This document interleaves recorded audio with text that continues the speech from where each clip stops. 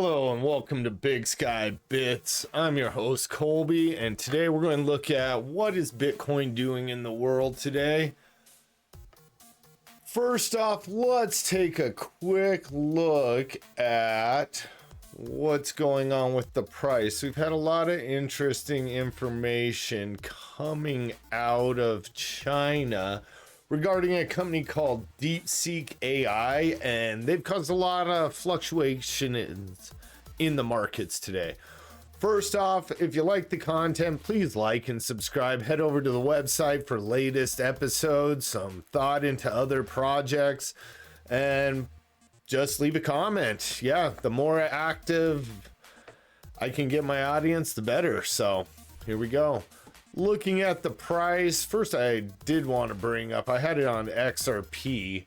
We'll get into the deeper XRP issues later. There keeps coming out more and more information about how XRP is kind of handling the Trump presidency in the recent months. But first, I always say, when in doubt, zoom out, so you can get a better idea of how XRP is performed. Here's XRP with the US dollar in blue over long term. And you can see we've shot up recently. Back here, we had also hit an all-time high. They still haven't cleared their all-time high, but very close. But in relation to Bitcoin, it has steadily been going down over the last few years as more and more people realize what XRP actually is. This latest spike has been a good marketing ploy. In every cycle, we usually do see a player or two that gets a bit of this. XRP missed out on the last one because of a lot of lawsuits. A lot of things the SEC was alleging back then, I believe, are still true.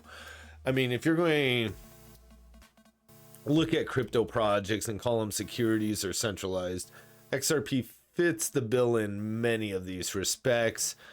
I know they lost their court cases to SEC, and XRP has deep pocketbooks when you're worth, what are they worth? 176 billion, and the XRP still is only circulating a little more than half, meaning take it as you will. There's enough coins still under the Ripple Labs control that would warrant me to be concerned, but to each their own. Heading over to what we really wanted to look at was Bitcoin price. And Bitcoin has had a very interesting, well, it's not super interesting in retrospect. We shot down all the way to 97,000, back up, back down, back up. A lot of this seesaw action really just kind of weeds some people out of the markets that are playing a lot of option plays. So it's healthy for markets to have this. And when you really look at overall volatility, we're talking a few percent. Actually, on the day now, they're saying it's up 0.2%. Yeah, it's interesting.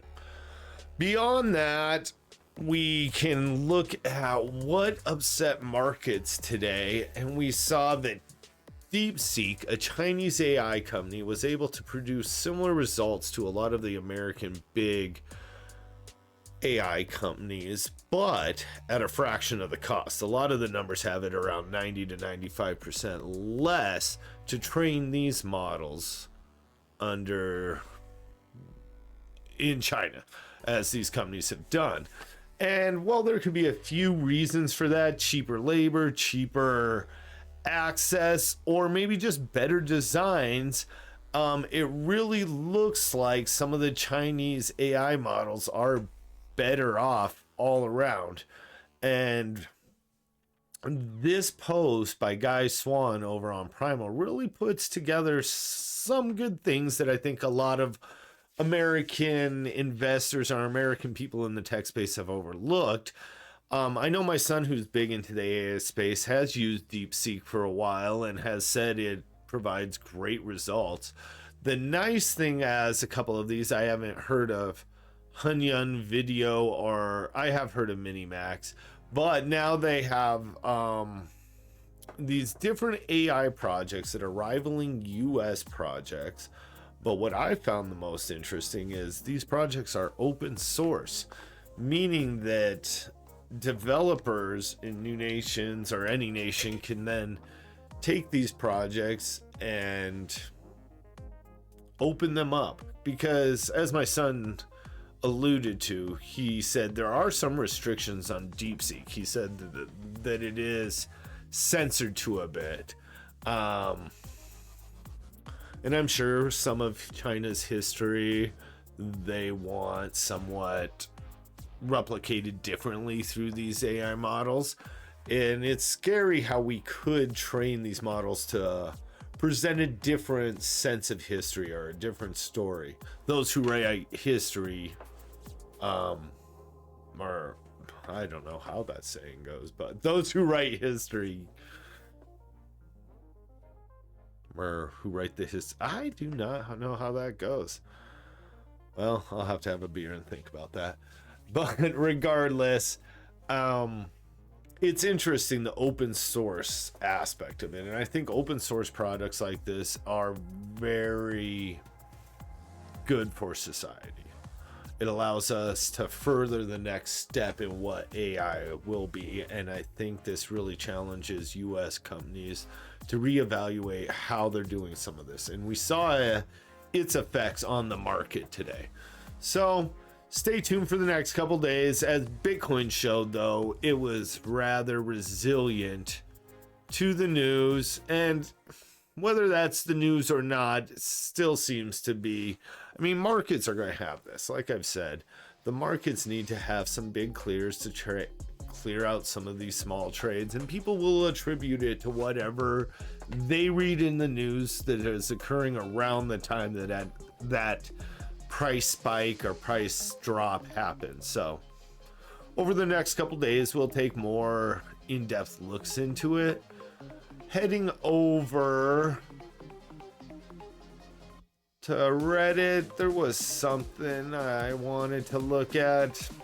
Yeah, the strategic Bitcoin reserve is going to be an important catalyst if it happens, but as many have alluded to, because of XRP's lobbying attempts and others, the whole strategic reserve could be stalled. It could be filled with shit coins such as XRP, such as Solana, such as any of these meme coins. Hell, Trump coin could be included in there. But I think all that'll do is further highlight the problems with these projects. Highlight that, hey, do we really give a damn about a world filled with useless pieces of bits of information on the internet that no one cares about it? At least the NFT stage had more collectability or ownership ideals than any of this garbage. Like, what was it? Some of the NFT projects at least attempted to do that. Whether the projects were alive long enough to update their servers and keep the network going, totally different question.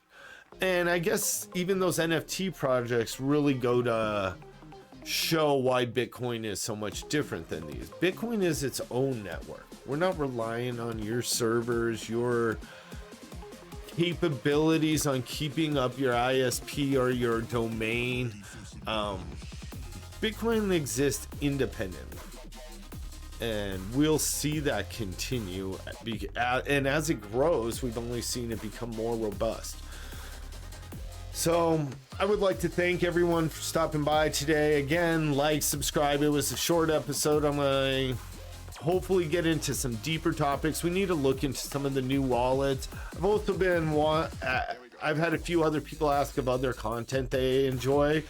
Out of all the influence services I've watched, many will try to scam you. So watch out for anyone pushing an exchange or pushing some kind of classes. Just steer clear, or just be weary. Let's just put it that way. Be weary. And And on that note, the big one I've been liking lately, and I want to give a shout out to, is Simply Bitcoin. From what I've gathered, there's some Bitcoin maxis that seem to have a good heart and a good idea of what the space should be about. So if you're looking for other content, go enjoy them. Not sponsored. I'm not sponsored or supported by anyone.